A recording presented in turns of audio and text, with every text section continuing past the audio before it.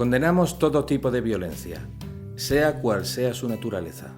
Pero en una sociedad patriarcal como en esta en la que vivimos, lamentamos especialmente la violencia que sufren las mujeres solo por el hecho de serlo. Dándose casos, incluso, de mujeres tan maltratadas por sus parejas que terminan perdiendo la vida. En España, la Ley Integral contra la Violencia de Género se creó para amparar a estas víctimas. Pero también hay veces en que los hombres son los agredidos por sus parejas. Son casos menos frecuentes, estadísticamente menos documentados. No suelen ser acogidos en programas de ayuda y raramente aparecen en los medios de comunicación. Aunque no por ello, dejan de ocurrir. En un mundo patriarcal, estos hombres viven silenciados.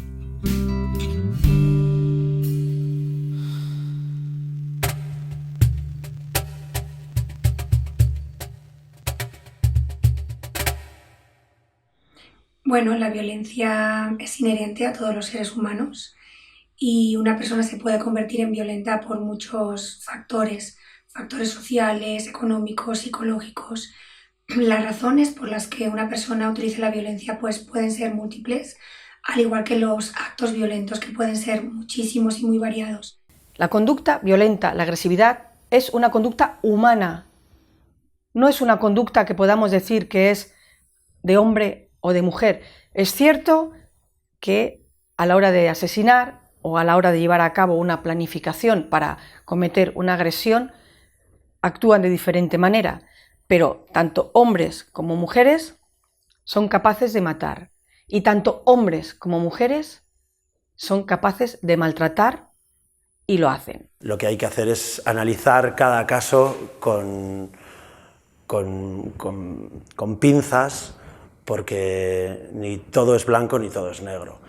Y creo que en ese sentido todavía queda un camino largo por recorrer y un camino muy difícil, sobre todo para los que se dedican a la justicia, que son los que tienen realmente el problema de legislar y decidir lo que se hace dentro de las casas. Lo que es absolutamente ridículo es pensar que la gente es buena o mala por su sexo, que aquí llaman género. Es decir, las mujeres son buenas, los hombres son malos. Y las relaciones prácticamente siempre son tóxicas porque él es un maltratador. O sea, partiendo de ese presunto desconocimiento de la naturaleza humana, es que todo lo demás es ridículo. Naturalmente que hay mujeres maltratadas y mujeres maltratadoras, y hay hombres maltratados y hombres maltratadores, y no hay más vuelta de hoja.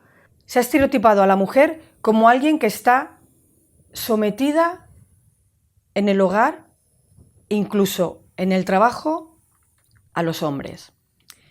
¿Qué ocurre? Que este estereotipo lo que ha ido haciendo es que la sociedad empieza a creer que la mujer es incapaz de cometer actos que son normalmente y plenamente masculinos. Es decir, se vincula a la mujer con un ser amable, dócil, cariñoso, pero no se vincula a la mujer con una persona que pueda insultar, humillar, sobre todo en público, golpear y destrozar la vida a su pareja. Recientemente se hizo un estudio por el Home Office británico sobre violencia en Reino Unido de gente joven y se descubrió que las chicas están reproduciendo los modelos masculinos a la hora de resolver los conflictos. Es decir, las chicas están empezando a golpear, pero no es que estén empezando a golpear a los chicos, es que son ya el número de agresores en Reino Unido o en Alemania, por ejemplo, son el 50%. Algo no está funcionando, está creando, por ejemplo, entre la juventud, está creando muchísimo malestar, está creando que se radicalicen posturas relacionadas con la feminidad en las chicas y posturas relacionadas con la masculinidad en chicos. Y está provocando un alejamiento entre los chicos y las chicas en vez de un acercamiento. Está demostrado en numerosos estudios estadísticos longitudinales a lo largo de muchísimos años que la violencia es bidireccional. Es decir, los hombres ejercen violencia sobre las mujeres y las mujeres ejercen la violencia sobre los hombres. La ratio es que en nuestro país mueren a manos de sus parejas o exparejas el doble de mujeres que de hombres. En estos momentos solo hay datos cuando la mujer es la víctima. Si el hombre es la víctima dentro de este tipo de violencia, de la mal llamada violencia de género, ya no hay datos. parece que se critica o se llama machista cuando se dice que un hombre sufre violencia por parte de una mujer. A ver, esto es tan ridículo como pensar que si yo defiendo que no se maltrate a un perro, estoy de acuerdo en que se maltrate a un gato. Esto no es así. Yo entiendo y sé, de hecho positivamente, que hay víctimas mujeres, pero también sé positivamente que hay víctimas que son hombres y niños. Lo que no puedo llegar a entender es que un país proteja a una parte de la población por razón de su sexo y deje a otra parte de la población desprotegida. Lo siento mucho, yo soy mujer, pero las mujeres también matamos, también peleamos, hacemos lo mismo que un hombre, lo mismo, igual de diferente forma, pero podemos ser igual de violentas. Y eso es una realidad. La una no elimina a la otra. De hecho, hay un reciente estudio hecho en Estados Unidos y otro en Alemania que demuestran que en las agresiones en el seno de la pareja, el 80% de las agresiones las inicia la mujer, no el hombre.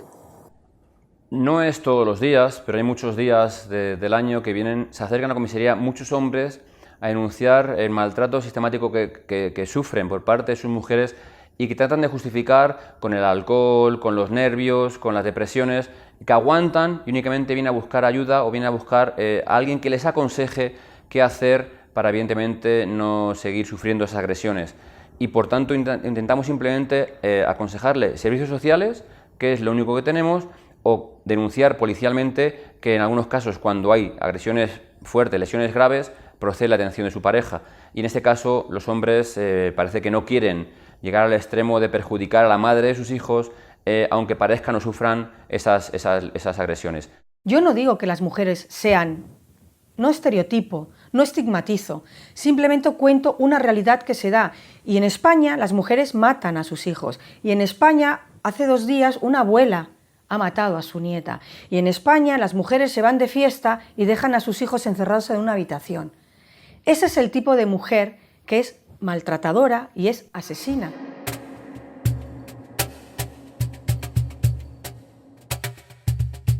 Por tu actividad profesional y por tu actividad asociativa, habrás estado presente o conocerás a través tuya o de otros compañeros numerosos casos de violencia entre parejas. En primer lugar, nos gustaría que comentases las principales diferencias entre violencia de género y violencia doméstica y como profesional el porqué de esta diferencia. Vamos a ver, la principal diferencia entre violencia de género y violencia doméstica es que la de género es la que practica un hombre, un varón, sobre una mujer. Bien, y la violencia doméstica es cualquier otro tipo de violencia, la que practica la mujer sobre un varón o la que se practica sobre los menores.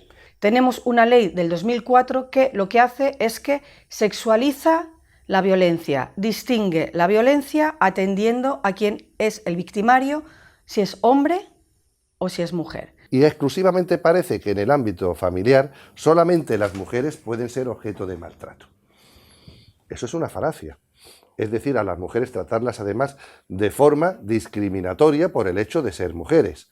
Claro que hay mujeres que están siendo maltratadas, que lo han sido, que lo son y que lo serán, pero realmente en el ámbito doméstico, igual que en todos los ámbitos de la vida humana, del aspecto social, el más débil es el que siempre sufre la situación de maltrato, de dominio, de sumisión, de sufrimiento.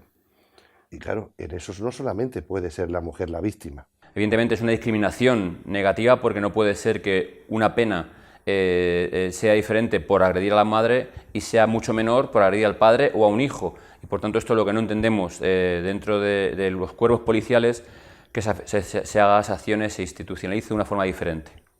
Es también inconstitucional. ¿Por qué? El artículo 14 de nuestra Constitución establece de modo expreso que todos somos iguales ante la ley. Hay una sentencia del Tribunal Constitucional a 58/2008 de 14 de mayo que establece que esta ley del 2004 no es inconstitucional y se basa en 2 argumentos. El primer argumento es que como hay tanta mujer afectada por esta violencia de género, se tiene que penalizar de una manera más fuerte al varón, en este caso al hombre, para disuadir de esta violencia, y además considera que se ha de penar más al hombre porque así es una medida disuasoria para futuras conductas y que además sea esta conducta de mayor castigo, lo que hace es que compensa la lesividad recibida por las mujeres.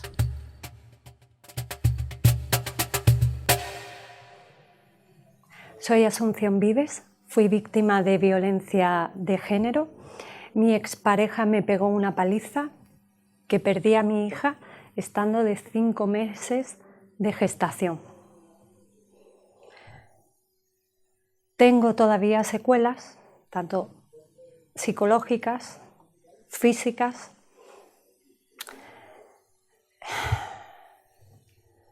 No pude mantener relaciones con un hombre durante 4 años de mi vida. Me volví desconfiada. Viví en el infierno y me tuve que aliar con el enemigo. La ley de 2004 sí fue un avance, pero era una ley tan mala que realmente ha producido un efecto perverso, y es que han aumentado el número de víctimas. Se supone que era una ley para prevenir la violencia hacia las mujeres y resulta que el número de mujeres víctimas de violencia de género aumentan.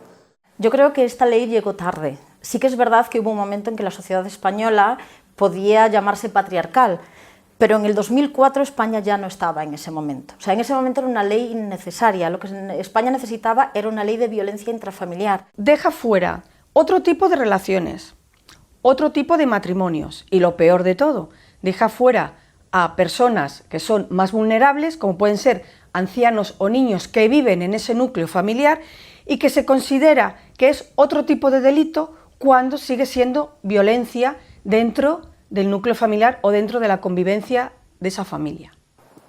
¿Qué podríamos hacer para proteger? ¿Habría que ampliar, mejorar esta ley? Yo creo que una ley que es mala no se puede mejorar, hay que cambiarla por completo. Yo entiendo que la ley lo que necesita es ser arreglada. ¿Cómo? Con su derogación total. Y digo por qué. Lo que hay que introducir en el derecho es una figura de la violencia de proximidad. Es decir, ¿qué tiene de malo o de más perverso los delitos de género o los delitos de violencia doméstica? La cercanía de la víctima y el victimario.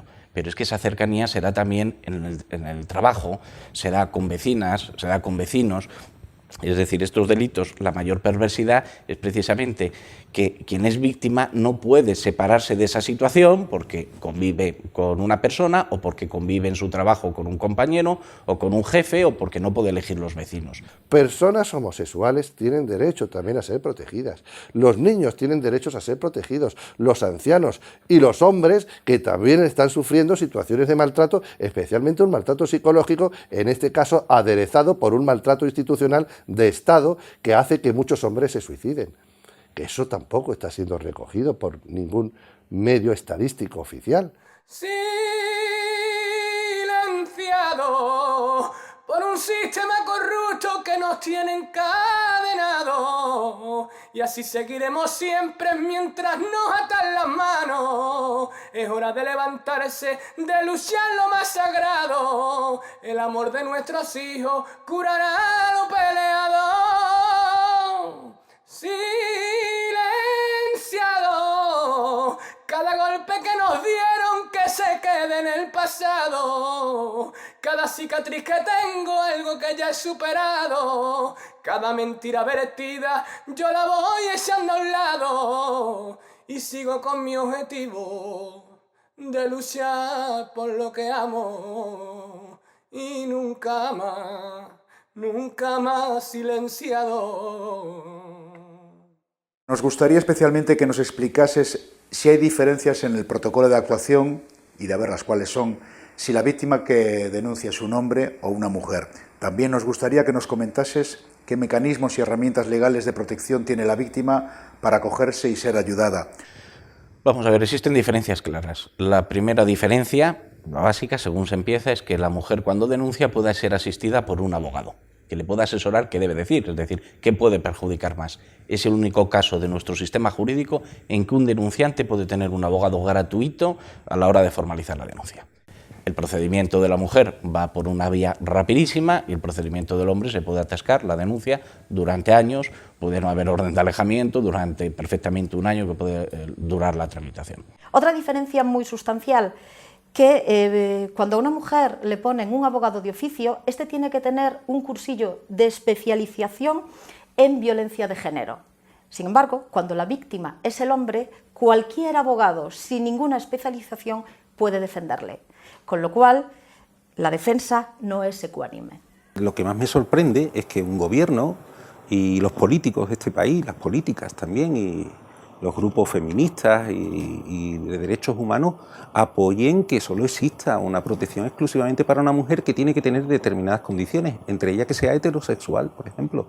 Porque claro, si es homosexual, su pareja no puede ser un hombre, ¿eh? Esa mujer además tiene que tener una relación de pareja estable, o haberla tenido con su agresor. ¿Qué ocurre cuando la mujer es agredida por un compañero de trabajo? O por un amigo de un grupo de amigos, ¿eh? ¿Qué pasa? Y cuando resulta que realmente esa agresión ha sido por cuestiones de género. No hay absolutamente ningún protocolo estandarizado en la actualidad en España para que un hombre pueda pasar por un proceso de desvictimización. No existe. Un hombre tiene un teléfono para poder llamar y decir, ¿me está ocurriendo esto? No. ¿Un hombre puede ir a una comisaría a denunciar? Sí. ¿Van? No. En el caso de hombres también nos llegan pues, hombres que están siendo maltratados, que han recurrido a la policía, por ejemplo, y que no, pues, por ejemplo, se han dirigido al SAF y en el SAF les han dicho que allí solamente atienden a mujeres, cuando el SAF, en las siglas lo dicen, es un servicio de atención a la familia, no un servicio de atención a la mujer. Para eso está el SAM, que es un servicio especial de atención a la mujer. Hoy en día, muchas veces no, casi siempre, a esos hombres que son denunciados como maltratadores se les trata peor que a terroristas. Se les aplican protocolos que ya parten de prejuzgar, de predeterminar que por el hecho de ser hombres son culpables. Yo me pregunto, ¿cuántos miembros de las fuerzas y cuerpos de seguridad saben lo que es la instrucción 5/2008 y la normativa técnica 1/2008, 1 de la Secretaría de Estado de Seguridad, decretado el protocolo de actuación con el tema de violencia de género, y una norma técnica de la Dirección General de la Guardia Civil?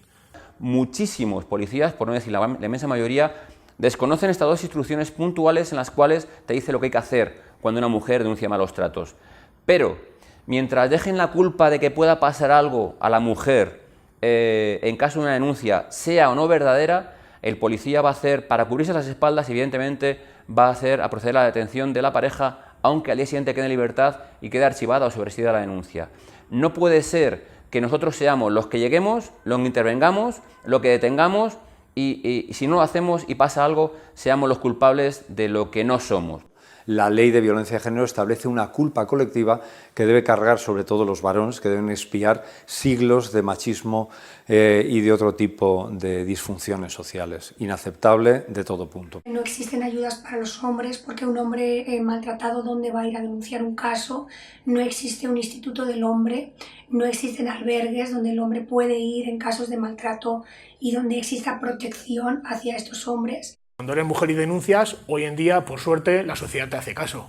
Ahora se ha dado la vuelta a la tortilla, nos hemos convertido en esas mujeres de hace 50 o 100 años. Cuando vas a denunciar, no te creen. Tal y como está la justicia, la mujer tiene prioridad, solamente tiene que poner una denuncia por violencia de género, aunque sea él el maltratado, ella la maltratadora, y ese hombre va a salir automáticamente de la casa. Ese hombre no va a tener dónde ir. Sus cuentas, si ella, mientras él ha estado detenido, por ejemplo, se las vacía, se encuentra en la calle y sin dinero. Porque pensemos, todos sabemos lo difícil que es demostrar unos malos tratos, sobre todo malos tratos psíquicos, psicológicos o emocionales. Ya es difícil demostrar a una mujer. Imagínense lo difícil es que un hombre lo demuestre. La mujer ya está concienciada de que si en efecto es víctima de violencia debe denunciar. Sin embargo, el hombre sería el que actualmente habría que promocionar que denunciara. ¿Por qué? Porque uno tiene miedo, los hombres, seguimos siendo así, tenemos miedo de ir a la Guardia Civil, a la policía y decir es que mi mujer me pega, porque se van a reír. Cuando llega ese momento de decir o me quito yo, lo quito ella, y para eso antes me quito yo, ahí es cuando denuncias, ahí es cuando, aunque al final se ríen a la cara de ti en una comisaría, pero denuncias. ¿Qué supone? Bueno, supone dar un paso adelante, aunque no te escuchan porque la justicia está ciega en ese momento, pero es lo que supone, un paso adelante. Se valora quién es la víctima, no el delito. Aquí lo que hay que valorar es el delito. Por lo tanto, las personas que sufren violencia en el interior de la familia, y teniendo en cuenta que hay que tener mucho cuidado en cómo se judicializan las relaciones personales dentro de una familia, si entra por una casualidad, entran ya los organismos públicos, han de defender a cualquiera de ellos, no a la mujer, al hombre, a los niños, al anciano, y naturalmente en dos hombres o dos mujeres que convivan, en dos parejas homosexuales o lesbianas, la situación es exactamente la misma. Te quería preguntar por la custodia compartida. Según tu experiencia profesional, cuando existe un conflicto entre la pareja con la custodia compartida, ¿tú crees que el hombre sale perjudicado, sale penalizado a la hora de luego lo que le llaman el régimen de guardia y custodia, al tener el hombre que abandonar el hogar y pasar las pensiones alimenticias y someterse a un régimen de visitas? ¿Cómo lo ves tú? En cuestiones relativas a la custodia, yo entiendo que el hombre es víctima de la precariedad afectiva. Claramente, en el sentido siguiente, cuando se produce una ruptura de una pareja, siempre se presume la bondad de la madre y el padre tiene que demostrar que es buen padre. En cuanto una de las partes, que suele ser la madre, aparenta un conflicto, no hay custodia compartida y por tanto al hombre se le arroja, se le echa de su casa, se le da un régimen de visita residual, se la deja de su casa donde tiene pues, sus amistades, donde ha hecho su vida, es decir, afectivamente se le rompe la vida. Se penaliza y mucho a los padres, a los hombres. Lo peor es que esta penalización afecta directamente a los niños. Conseguir una custodia compartida cuando los dos no están de acuerdo, es decir, si la madre no está de acuerdo, es muy difícil. La mayor parte de las custodias, cuando los dos no están de acuerdo, se otorgan en exclusiva a la madre. La custodia compartida es un derecho de los niños, establecido en la Declaración Universal de Derechos de la Infancia y también en la Carta Europea de los Derechos del Niño. Hay niños que pasan de vivir con sus padres de manera normal a ver a sus padres 4 días al mes. Y eso, este país y esta sociedad lo consiente. O sea, que a miles de niños cada día les sean arrancados de cuajo sus padres y su familia paterna. Cada día es un suplicio. Es más, cada martes y cada jueves, por desgracia, 2 horitas que tienes, te lo recuerdan toda la semana y cada fin de semana te lo recuerdan todo. Todo, ¿por qué? Porque yo, por ejemplo, en mi caso, pues mis hijos han estado apuntados en Gijón, por ejemplo, en mis 2 horas. Y lo he denunciado y la jueza ha dicho que los niños tienen que tener sus horas de expandimiento y de no sé qué, pues ya te puedes imaginar, ¿no? Se está utilizando la ley de violencia de género del año 2004, se está utilizando lógicamente por parte de quien lo puede utilizar, que son solamente las mujeres, que no se nos olvide, heterosexuales y que el agresor haya sido pareja o sea su pareja en el momento de la agresión, se está utilizando los divorcios. De hecho, y no son palabras mías, el doctor Gaona, el famoso psiquiatra forense de Madrid, tiene realizado un estudio donde el 90 y tantos por ciento, 92, 93% de los padres, hombres heterosexuales que piden una custodia compartida son automáticamente denunciados por violencia de género. Pero los principales perjudicados son los hijos, que tienen que crecer en una situación de semi-orfandad impuesta por un sistema que es insensible a las necesidades mínimas de un menor, que básicamente se reducen en tener un padre y una madre y ser ellos sensibles y percibir que se ocupan de ellos en igualdad de condiciones. A raíz de la segunda denuncia, pues se lleva a los críos una orden de alejamiento, medidas provisionales, con lo cual ella tiene la custodia, yo tengo que pagarle una pensión y a ella le dan la ayuda de meter a mis hijos en un colegio internos donde les dan de comer, le meriendan y cenan allí, incluso hay noches que duermen. Yo le pago la manutención y no sé por qué están mis hijos allí cuando yo puedo hacerme cargo de ellos. ¿Qué hay de cierto o de mito en todo eso de las denuncias falsas? Y por otro lado, ¿se vulnera la presunción de inocencia en el caso de que el hombre sea el denunciado? Vamos a ver, el mito de las denuncias falsas no es un mito. Cualquier persona con espíritu crítico que analice los informes de la Fiscalía donde dice que solamente existe el 0,01% de denuncia falsa, sabe que el ser humano es contingente y por tanto imperfecto. No hay ninguna ninguna actuación humana que tenga un índice de error tan bajo. Y invitaría a que en este país políticos y jueces o la Fiscalía fuese un poquito más valiente e imputase delitos de falsedad documental al propio Consejo General del Poder Judicial porque manifiesta falsamente y manipulando datos que el 0,01% de las denuncias son falsas. Todos los años vemos noticias que tratan de convencernos de que el número de denuncias falsas es ínfimo. Un 0,006%, un 0,0015%. Pero en realidad estos porcentajes hacen referencia al número de denuncias que se demuestran que son falsas, las cuales son insignificantes porque, como señalan organizaciones como GEMAD y algunos jueces, la Fiscalía no suele entrar de oficio a perseguir este delito. Lo que no nos cuentan es que la mayoría de denuncias son tan insustanciales que ni siquiera llegan a juicio, y que solo se llega a demostrar la culpabilidad del acusado en el 22% de ellas, que son las que acaban en condena. Y esto a pesar de contar con una ley en la que basta con que el testimonio de la denunciante sea verosímil y no contradictorio para que sea considerado prueba de cargo. La realidad es que anualmente hay unos 100.000 casos en los que jamás se demuestra la culpabilidad del acusado. Así que o bien hay un gran número de denuncias falsas o un gran número de maltratadores sin castigo. Interponer una denuncia por violencia de género es la manera más rápida y más segura de que te garantices el uso exclusivo de la vivienda, la custodia de tus hijos y una pensión alimenticia. Es lamentable, pero esta es una realidad que sucede. Yo me he encontrado con jueces que me han dicho que estaban hasta las narices de tramitar denuncias de malos tratos de parejas de extranjeros que con motivo de la crisis habían quedado sin trabajo y no podían pagar el alquiler. Y para poder pagar el alquiler iban a presentar una denuncia para poder cobrar las ayudas sociales. En algunos casos las extranjeras, ciudadanas extranjeras, dicen que van a denunciar, evidentemente para acceder a esa paga porque no tiene trabajo y para regularizar su situación, ya que salió una instrucción hace unos años en la cual cualquier ciudadana extranjera que fuese víctima de violencia de género, evidentemente se regularizaría su situación. Y esto es lo que buscan en algunos casos. En algunos casos hay ciudadanas españolas que evidentemente lo que buscan es quedarse con el piso, lo que buscan es buscar las vueltas o quedarse con la ayuda de los que supone el tener hijos menores a su cargo y custodia, y que evidentemente cuando están poniendo la denuncia o cuando hablan con el abogado vemos barbaridades o le dicen barbaridades, pero sin embargo tenemos que hacer oídos sordos a esas cosas, poner la denuncia, tramitarla y que luego el juez entienda lo que quiera. Es que claro, como existe una presunción de culpabilidad, cuando una mujer denuncia, su testimonio ya tiene una dosis de credibilidad que resulta irrefutable. Es que eso nos estamos cargando el principio de presunción de inocencia. Pero es más, cuando resulta que se archiva la causa, se archiva porque no ha podido ser acreditado el hecho. Entonces no es que no haya existido el hecho, sino es que no se ha podido probar tu culpabilidad, pero tú eres culpable. Es el único país del mundo que tiene una presunción de culpabilidad, el único país del mundo, lo digo bien, que tiene una presunción de culpabilidad regular en una ley, y nadie levanta la voz. Porque conozco casos donde les han llegado a decir a estas personas, una cliente, de ¿usted por qué no denuncia a su marido? Que así obtendría usted la ayuda para la guardería de su hija. Dice, porque mi marido no me maltrata. Pero bueno, pero es que así lo obtendría. Así obtiene usted el beneficio, y yo diciendo aquí que hoy tengo otro caso de maltrato, obtengo más ayudas y más subvenciones porque tengo otro caso de mujer maltratada. Se nos cayó el florero al suelo y mi vecina había pensado que me estaba pegando. Había llamado a la policía, se acerca la policía, 3 coches de la Policía Nacional y una ambulancia. Me hicieron radiografías, el cual no tenía golpes, no tenía nada.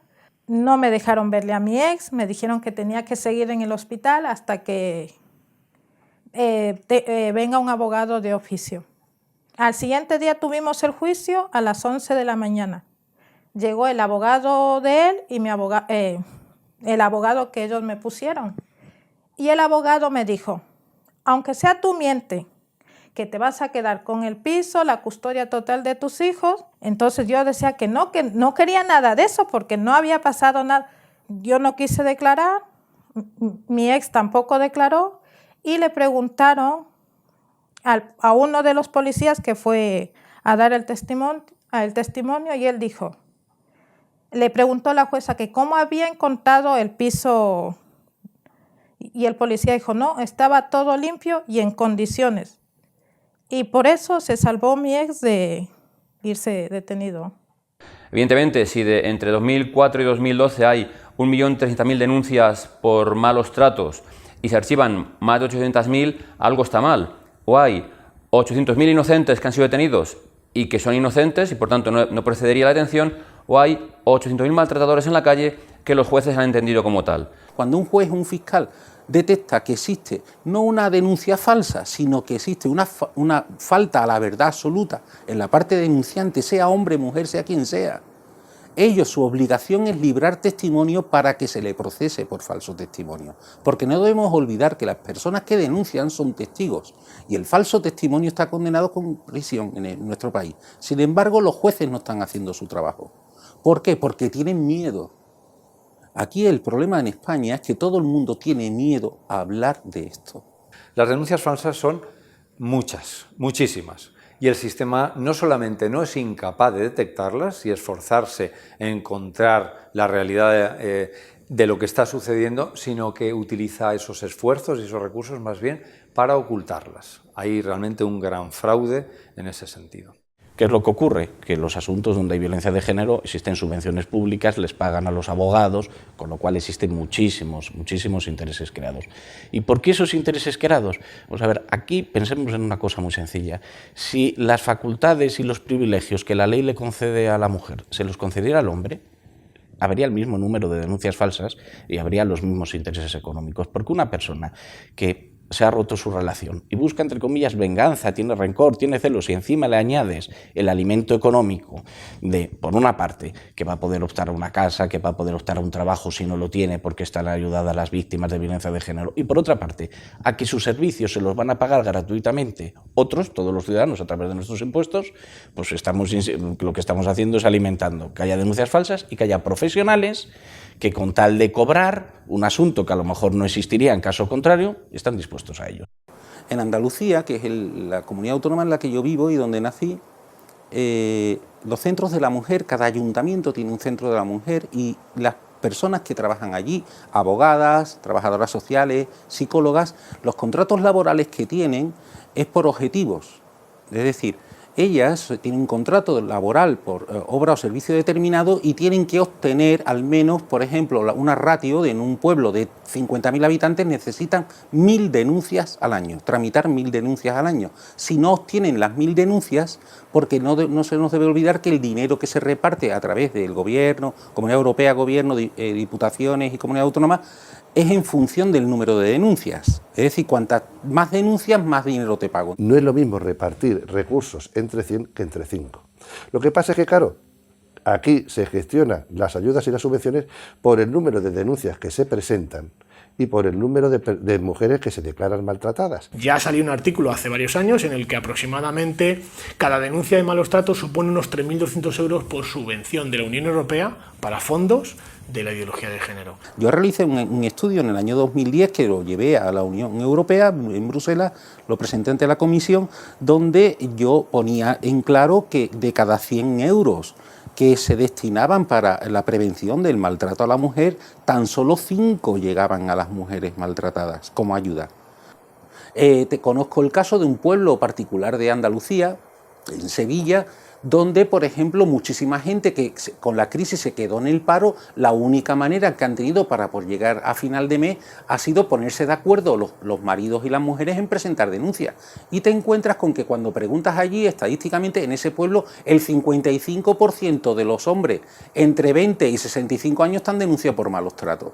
Y es lo que yo digo, ¿qué pasa? ¿Todos los maltratadores han ido a vivir al mismo pueblo? No, es que es la única forma que han tenido de encontrar cómo seguir recibiendo ayudas del gobierno cuando se les acaba los 2 años de desempleo. La picaresca existe en todos los ámbitos. Es decir, si nos vamos al ámbito de los seguros de las casas, alguien va a poner va a pasar un parte contando algo que no ha ocurrido así para poder cobrar del seguro, en los accidentes de tráfico, en todos los ámbitos.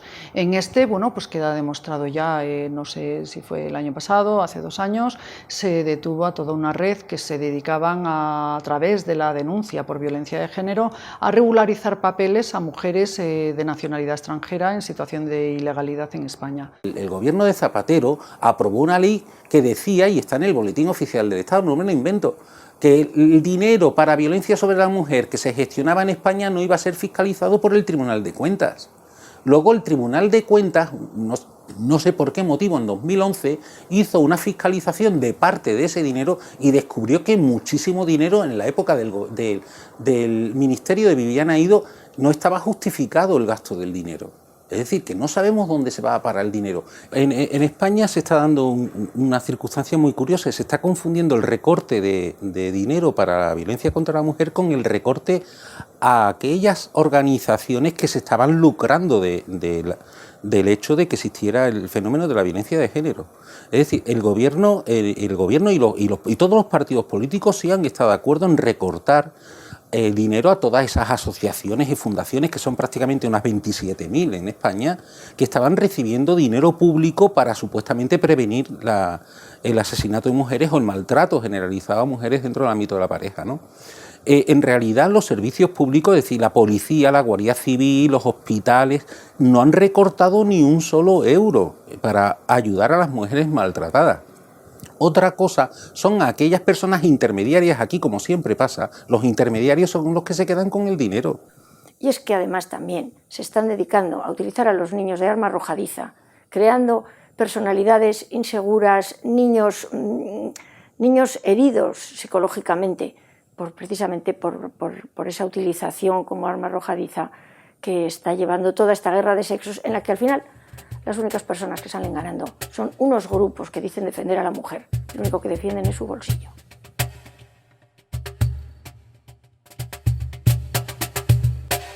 En el 2006 el Ministerio del Interior daba unas estadísticas oficiales sobre fallecidos dentro de la pareja. 5 mujeres por un hombre asesinado. Cifras terribles en cualquier caso. Pero, sin embargo, a partir del 2007 esas estadísticas desaparecieron. ¿Dónde podemos consultar estadísticas oficiales? Pues el problema estadístico es grave porque no se pueden consultar. Debemos partir de una idea, que todas estas leyes de género son parte de una ideología de género. Como tal, intenta sesgar los datos reales que maneja la población. Hay maneras indirectas de conocerlo. Las mujeres suelen ejercer más la violencia psicológica, bien, y hay muchos hombres que mueren víctimas de un suicidio.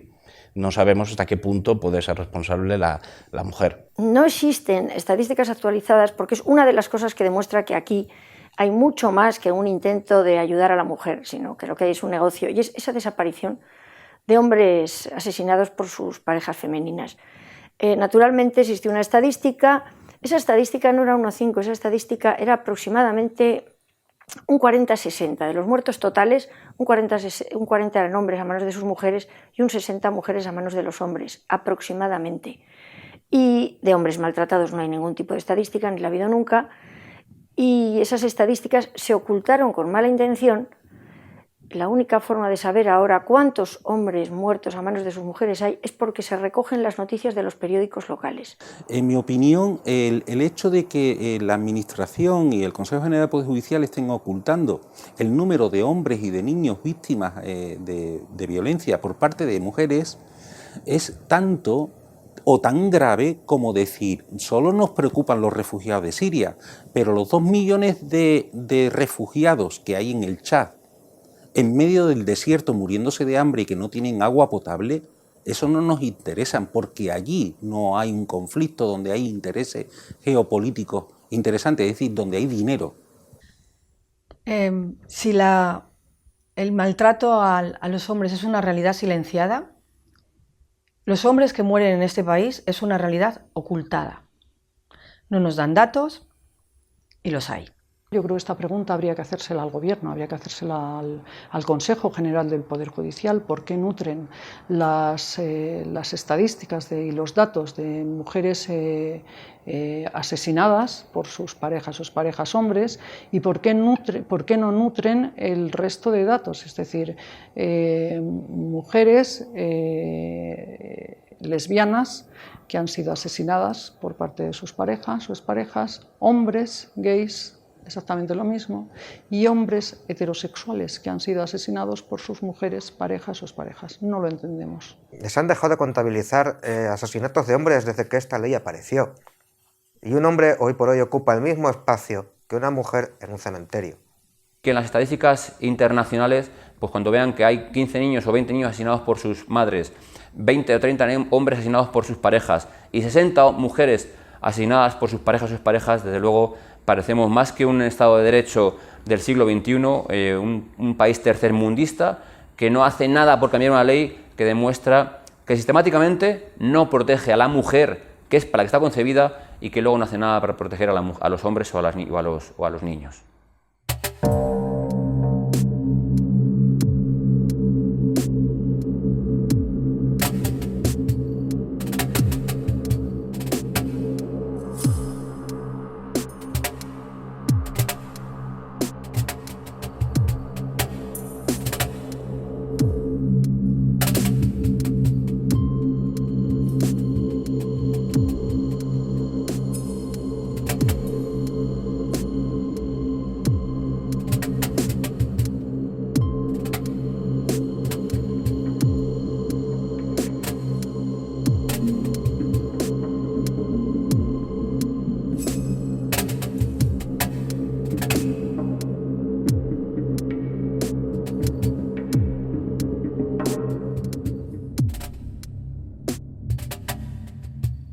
A mí, por defender que la violencia es violencia independientemente de dónde venga, me ha acarreado amenazas, denuncias, me han llegado a decir que hago apología de la violencia de género, cuando nada más lejos de la realidad, porque yo sí defiendo la erradicación de la violencia, pero en todos los sectores, no solo en uno.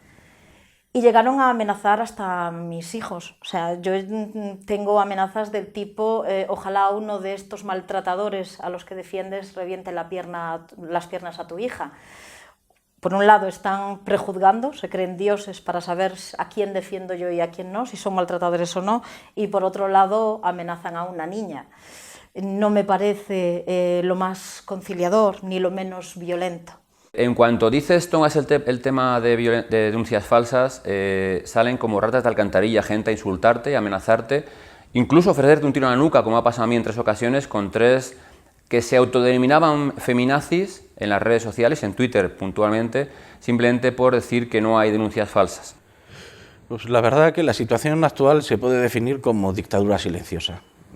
Yo y otros compañeros o psicólogos hemos intentado dar conferencias y en algún caso se nos ha boicoteado llamando al hotel para que no nos dejaran realizarla porque íbamos a decir barbaridades. He visto que hay una gran intolerancia a la verdad.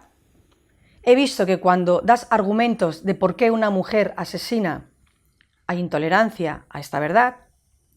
He visto que cuando yo argumento el por qué una mujer que mata a su marido o a su exmarido lo justifica diciendo que no podía más o diciendo que es que mi vida era un infierno, la gente la apoya y dice pobrecita, y esto también es una intolerancia a la verdad, con lo cual puedo estar orgullosa de que tenga personas que no comparten mi opinión y mi argumentación, pero solo he recibido insultos, es decir, no he recibido argumentos en contra de mi argumentación.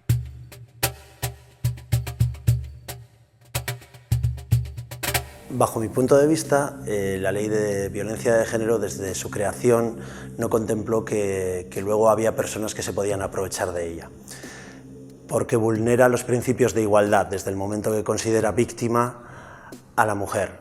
También hay hombres que son víctimas. Hablando con amigos con hijos separados, pues hemos llegado a la conclusión muchos de que no somos buenos padres, porque el juez te deja ver a los hijos un par de tardes entre semana y fines de semana alternos. Cualquier padre en una familia normal estaría considerado un mal padre si viera a sus hijos tan poco.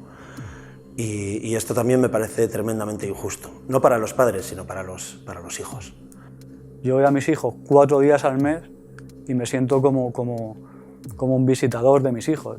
No me siento como padre, no puedo darles educación 4 días al mes, no puedo educarlos y me faltan mis hijos, que me estoy perdiendo su infancia, me estoy perdiendo lo mejor de mis hijos. He sido maltratado por mi expareja y por la ley. Por mi expareja porque me tenía sin autoestima, porque me separó de mi familia y de mis amigos, de mis aficiones. Y lo peor, ahora que estoy separado de mi preciosa hija Maya, hace más de 2 años, incomunicado. Cuando todo esto empezó, me echó de mi casa a golpes. No me dejó siquiera despedirme de mi hija, que estaba llorando mientras que escuchaba los gritos de su madre contra mí. Yo tengo corazón Y he llorado mucho por no tener a mi hija en mi vida, por tener que demostrar mi inocencia siendo yo el maltratado. Cuando los padres vamos a luchar por la custodia de nuestros hijos, se nos cae el mundo encima judicial. O sea, es tremendo. O sea, el sistema va a por ti. Todo el mundo dice lo mismo, ¿no? Cuando pase el tiempo, los niños se darán cuenta, sí, claro, pero es que mientras que pasa el tiempo, uno te entran ganas de tirarte por el balcón para abajo, o te entran ganas de muchas cosas que la provoca precisamente la situación de mis hijos. Es que son 3 personitas que están ahí y las cuales nadie respeta, ¿eh? O sea, yo lo tengo claro, y por mi experiencia, por defender a la mujer, son capaces de hundir a un niño. Todo empezó bien, jóvenes con 25 años y todo era muy bonito, hasta que por cuestiones X empiezas a escuchar eso de vete para tu casa que te va a pegar. Nadie creía nada, pero luego se llegó a unas situaciones que pasaban lo normal. Que después de haber denunciado yo varias agresiones de mi exmujer hacia mí, agresiones físicas, llegas a plantearte el quitarte del medio, por decirlo bruscamente, por no tocarla a ella. Y dices, tengo unos hijos. Yo creo que ya el hombre está maltratado, pero si tiene hijos, ya creo que la cosa rosa es la locura. Cuando a una persona le privas de libertad, le quitas su presunción de inocencia, le arrancas de la vida de sus hijos, le echas de casa y le tratas como un terrorista, el estigma social al que se te somete es brutal. Eso te destroza. Y aún, por ejemplo, en mi caso, que yo he ganado 23 procedimientos, algo más, 2 querellas criminales y una denuncia ante la Agencia de Protección de Datos. Me he enfrentado a 7 denuncias de malos tratos falsas. A día de hoy, y con una sentencia de libre absolución de uso espurio de los procedimientos penales, tengo una sentencia de custodia, una sentencia de visitas de mi hijo, Óscar, en el que el titular, y aunque yo quiera ir a visitarle y sea inocente y demuestre y te haga contar mi vida privada el resto de mi vida para poder justificar que quiero ver a mi hijo, pedir una beca, cualquier historia, lo primero que presento es un documento de custodia de la madre y que el padre tiene patria potestad, y en el titular pone Juzgado de Violencia de Género número 4. Eso es un problema, porque te estigmatiza de por vida. Yo he tenido suerte que de las 20 y tantas denuncias que he tenido de violencia de género, no he tenido ninguna condena, porque las denuncias que tenía eran disparatadas. Denuncié los malos tratos de mi hijo, y es más, casi me meten a mí en la cárcel porque me acusaron al final de, entre comillas, de ser yo el maltratador de mi hijo. Fue una relación de 9 años, 8 de los cuales fue una relación maravillosa. Tuvimos 2 hijos en ese tiempo y una relación perfecta. Nos llevamos muy bien. El último año, por problemas económicos, pues decidió ponerme una denuncia y marcharse de casa. Se llevó a mis hijos y desde entonces pues sigo con los procesos. Soy otro más maltratado por mi expareja. Me puso una denuncia muy dura de abusos sexuales, salió sobreseída 3 años después, y ahora que tengo régimen de visitas con mis hijos, después de estar pagando en un punto de encuentro familiar privado más de 15.000 euros, resulta que no cumple con el régimen de visitas y aquí sigo esperando ya casi 6 meses de nuevo sin ver a mis hijos. En mi caso estuve en 3 calabozos, me sacaron al día siguiente, fui un hombre afortunado, solo estuve 19 horas encerrado. Me trataron como, no sé, yo no sabía cómo trataban a los delincuentes, pero no sabía que los trataban tan mal dentro de los calabozos. Y nada, cuando me soltaron, la jueza dijo que yo había hecho unos hechos que no me acababa de especificar, y cuando ya me entero de que es un SMS que se supone que yo le he mandado a mi exmujer, yo le dije, cuando llegue a casa, cogeré el móvil y le enseñaré y le mostraré el móvil a usted, cogerá la tarjeta y hará las comprobaciones que quiera, incluso con la compañía. No me dieron esa oportunidad. Y bueno, ha sido todo horrible. He conseguido que me quitaran 2 de los 3 delitos que me imputaban, porque aparte de los mensajes dicen que yo amenacé a mi exmujer en la puerta del colegio delante de profesores, de alumnos y de padres. Y resulta que no hay ninguno que se haya puesto a declarar esa versión de ella. En la denuncia en concreto por la que estamos hoy hablando aquí, pues llegó incluso a clavarme unas tijeras en el estómago para provocar en mí, además de hecho frente a frente conmigo, frente a mí, diciendo que poniéndose para que yo... claro, ella se queda sorprendida cuando lo que ve es un hombre que está de huelga de brazos caídos. Entonces no obtiene lo que ella quiere porque, claro, lo que ella busca con esto es que yo responda y poder meter una denuncia de violencia de género y llevárselo todo. Porque en el fondo, cuando ya estábamos separados, ella sabía que no había nada. Pero claro, de esta forma consigue una ventaja. Hablamos de que se queda con la niña, se queda con el piso, se queda con parte de tu sueldo. Entonces, bueno, pues lo que hizo fue hablar con una amiga, informarse, dejar bien atado el tema de que la niña se quedase con esta amiga y a continuación llamar a la policía. Pero claro, en este caso en concreto cometió un fallo. Cuando ella se metió para adentro yo la estuve grabando, la grabé cómo hablaba con otra persona, cómo lo preparaba todo. De hecho, cuando se da cuenta que la estoy grabando sale para afuera, enfurece, coge una botella de cava que había encima de la mesa e intenta darme con ella en la cabeza. Curiosamente luego la juez lo interpreta como que yo estoy utilizando un lenguaje expresivo no verbal que puede incitar a que ella tenga esa violencia y esa reacción tan exagerada y tal, con lo cual eso queda en nada, pero el vídeo ahí está, existe. Habrá jueces profesionales, no lo dudo, pero yo he pasado por numerosos juzgados, me he enfrentado a 20 y tantos procedimientos judiciales y no he tenido una muestra de respeto ni uno, pero ni por un juez ni por un fiscal. Yo tengo una alineación parental a mi favor que una jueza se ha reído de ella. No quiero ni comprobar si era verdad. Un hombre normalmente después de esa experiencia acaba tan sumamente machacado, después de haber visto cómo se vulnera su presunción de inocencia, que es un derecho constitucional básico, después de pasar una detención y después de que seguramente muchos hombres han sido educados en un ambiente ajeno al machismo y a este tipo de historias, verse en una situación así es un palo muy duro, ¿no? No tienes ganas de vivir, ves como todo se viene abajo, no encuentras salida y no tienes amparo en nadie y te ves solo ante este infierno. Y con una sensación de angustia diaria, o sea, todo el día, las 24 horas, porque estás pensando que en cualquier momento o va a venir la policía a sacarte de tu casa, o va a venir el cartero, o va a venir un burofax, o vas a recibir amenazas del entorno de la familia materna, etc. Con todo esto, además, sin ver a tu hijo. Ese sentimiento es impotencia, es rabia, es inexplicable, la verdad. Yo, más que nada, lo que me ha frustrado más en todo este proceso es el sufrimiento que puedan estar viviendo, en este caso, una tercera persona que es mi hija.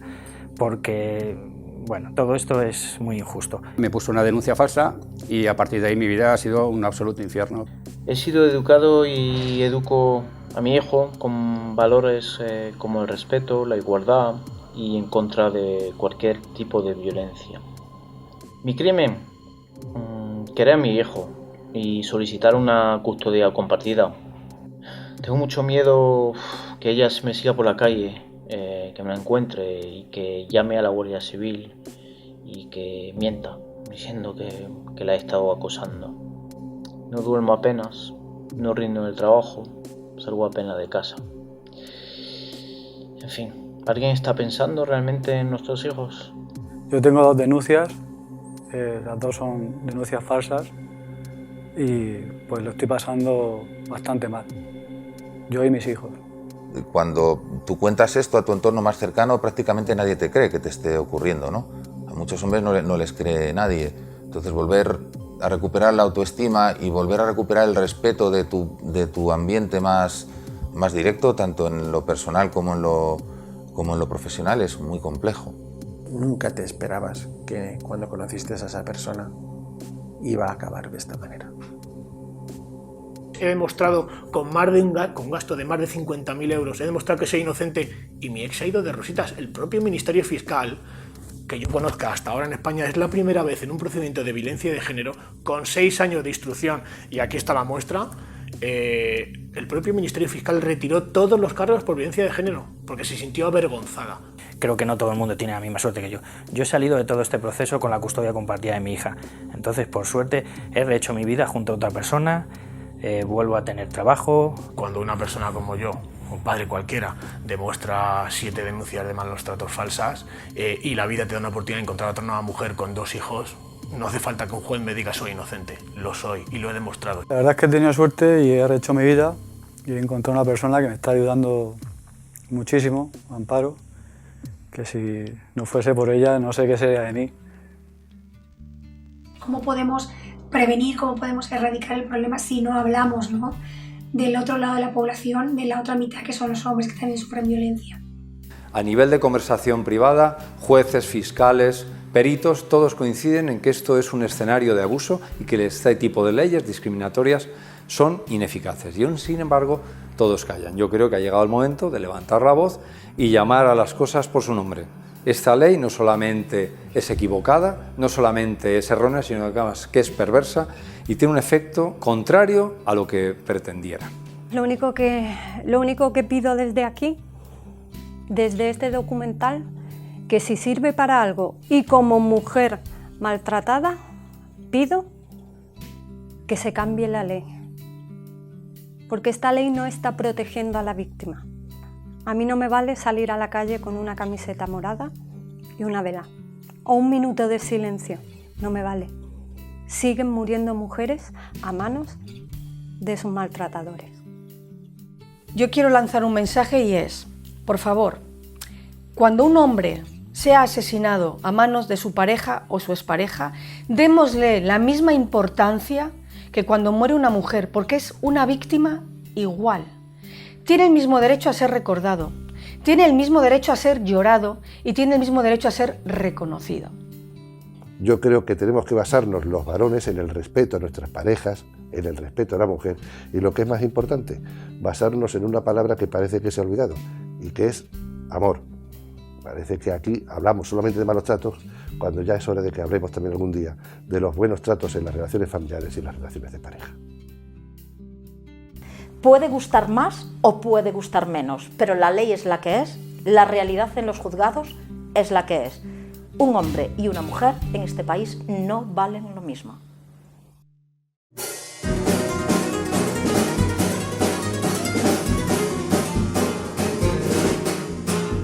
Ya que no puedo contarte lo que estoy sufriendo a la cara, ya que ni puedo acercarme a esa que ha sido mi casa, quiero pedirte, mujer, que no olvides lo que cuenta esta carta, por si perdiera la fe, mi vida no lo soportara.